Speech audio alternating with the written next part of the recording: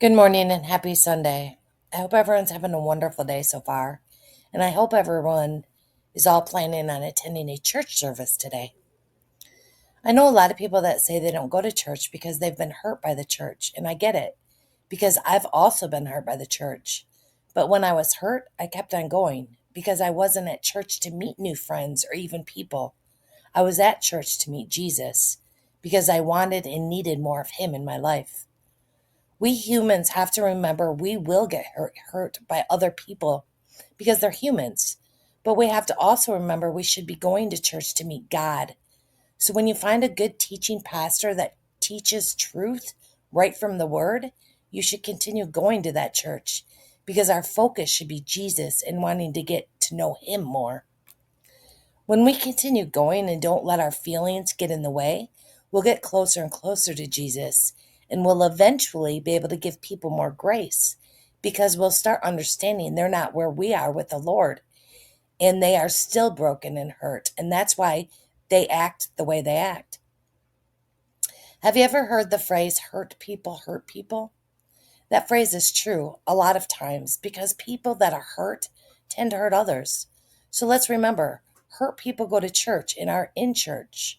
So make sure you don't go to church for the social part, but you go to church to meet Jesus and to get closer to God.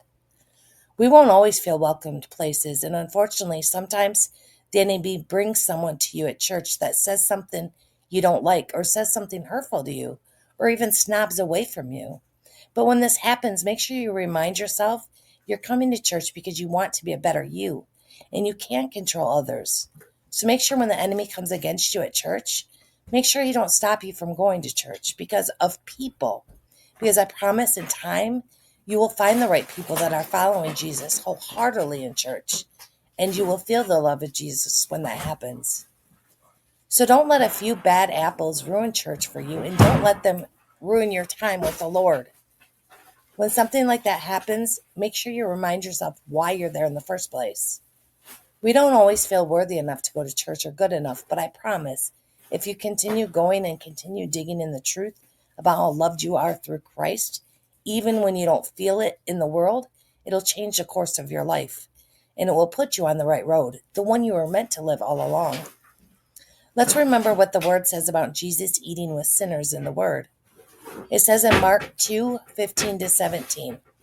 While Jesus was having dinner at Levi's house, many tax collectors and sinners were eating with him and his disciples, for there were many who followed him. When the teacher of the law, who were Pharisees, saw him eating with the sinners and tax collectors, they asked his disciples, "Why does he eat with tax collectors and sinners?" On hearing this, Jesus said to them, "It is not the healthy who need a doctor, but the sick. I have not come to call the righteous, but sinners." So let's remember, if you don't see Jesus in people, they aren't your people.